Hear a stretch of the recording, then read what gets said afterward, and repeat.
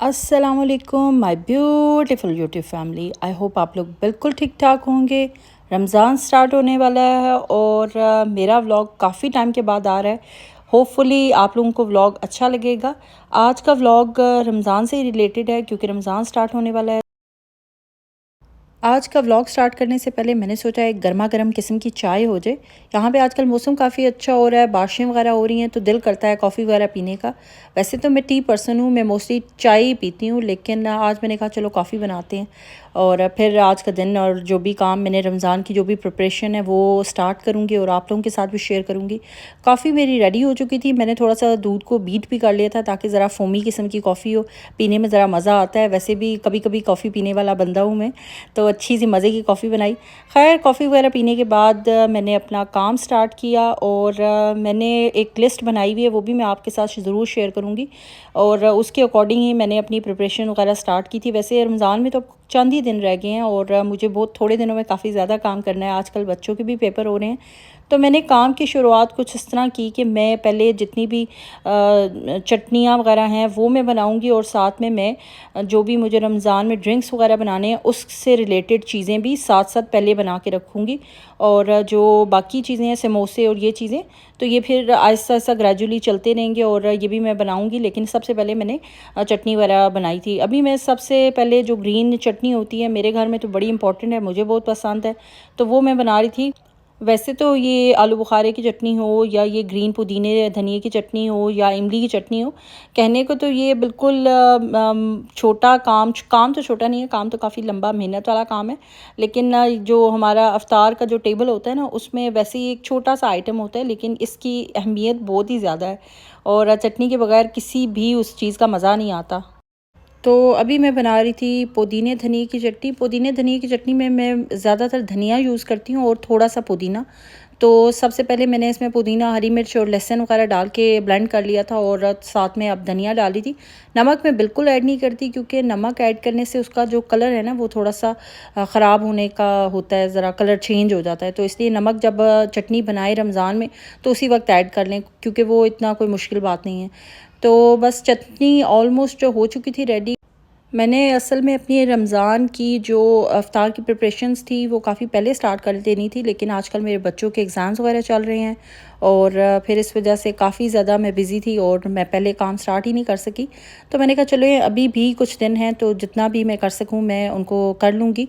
तो बस मेरी चटनी रेडी हो गई थी। इसको मैं अब इस क्यूब्स वाले बॉक्स में डाल के मैं इसको फ्रीज़ कर दूँगी। ये मोस्टली मैंने ये वाला जो कंटेनर है ये इन्हीं चीज़ों के लिए रखा होता है। जो भी चटनियाँ और इस तरह की चीज़ें होती हैं वो मैं इसमें डाल के सेव करती हूँ। और ये थोड़े ज़रा बड़े साइज़ के क्यूब्स हैं तो ज़रा आसानी हो जाती है इनको जब भी यूज़ करना हो। तो एक ही क्यूब इनफ होता है एक टाइम की चटनी के बाउल के लिए। डिपेंड करता है, अगर ज़्यादा लोग हों तो ज़्यादा भी बना लेती हूँ, लेकिन एक टाइम के लिए बहुत होता है ये। इनको अच्छे से फ्रीज़ करने के बाद मैं जो एयर लॉक बैग होता है उसमें डाल के सेव कर लूँगी। तो वो एक स्ट्रेट लेयर सी बन जाती है उसकी, तो ज़रा इजी हो जाता है, जगह भी कम घेरता है और इस तरह पूरा कंटेनर रखना ज़रा मुश्किल होता है, निकालना भी इसमें से चीज़ें मुश्किल होता है। तो अब मेरे फ्रीज़ हो चुके थे, ये नेक्स्ट डे का फ्रीज़ होने के बाद का है, तो मैंने कहा मैं आप लोगों के साथ ये भी शेयर कर लूँ। तो फ्रीज़ होके निकाल दिए थे मैंने और बस फिर इनको एयर लॉक बैग में डाला और इनको दोबारा से फ्रीज़र में रख दिया। वैसे तो अफ्तार से पहले, रमज़ान स्टार्ट होने से पहले अगर चीज़ें बना के रख दी जाएँ तो उसके दो फ़ायदे होते हैं। एक तो बाहर से लेके आने की ज़रूरत नहीं पड़ती कुछ भी, और बाहर इतना अनहेल्दी मिलता है कहीं पर भी आप रह रहे हो, लेकिन जो घर में हाइजीन का हम ख्याल रखते हैं वो डेफ़िनेटली बाय नहीं हो सकता।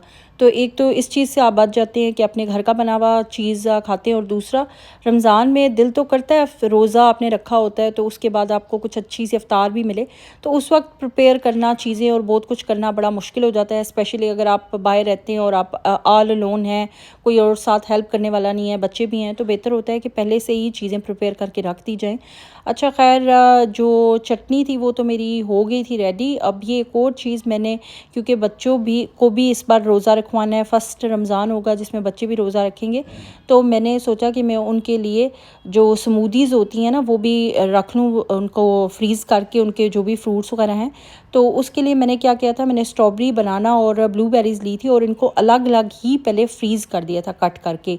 अच्छा इनका एक टिप है कि इन्हें किसी भी जब भी किसी बैग में स्टोर करना हो तो एक साथ डालकर फ्रीज़ नहीं करना। पहले एक बार इन्हें अलग अलग फ्रीज़ कर दें और फिर उसके बाद एज़ पर रिक्वायरमेंट जो भी जिस भी जगह पे स्टोर करना हो तो वो एक जो भी पोर्शन है उस तरह बना के अगर फ्रीज़ करें तो ये रिज़ल्ट अच्छा होता है, अच्छा टेस्ट आता है। मैंने रमज़ान के हवाले से जो भी ड्रिंक्स वगैरह सोचे हुए हैं तो उनकी क्वांटिटी मैं इसी तरह रख रही हूँ, क्योंकि एक ही चीज़ रोज़ाना इस्तेमाल करने से भी दिल तंग आ जाता है। तो मैंने दिनों को डिवाइड कर लिया है कि एक वीक या 5-6 दिन एक चीज़ बन जाएगी ड्रिंक्स में और कुछ दिन कुछ और बन जाएगा।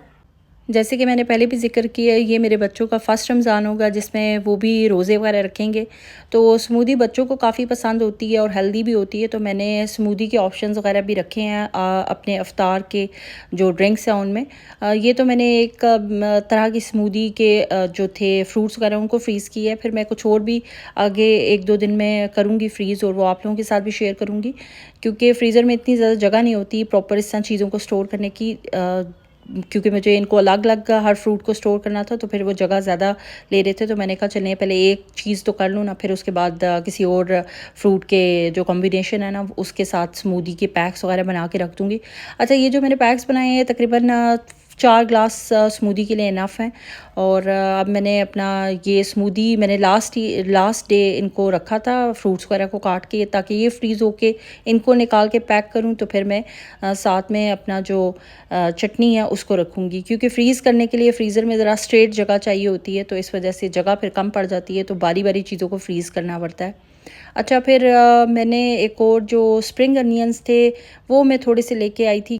स्प्रिंग अनियन अभी ख़राब हो रहे थे तो मैंने कहा इनको भी मैं कट कर लेती हूँ, क्योंकि इन्हें मैंने फ्रीज़ भी करना था और जो मैंने रमज़ान की चीज़ें बनानी थी प्रिपरेशंस वगैरह के लिए उनमें भी इनको इस्तेमाल करना था। तो मैं ये एक ही बार थोड़े से ज़्यादा ले आई थी, बहुत ज़्यादा तो नहीं लेके आई थी क्योंकि इतने ज़्यादा मेरे घर में नहीं यूज़ होते, मुझे बस चंद चीज़ों में डालने थे।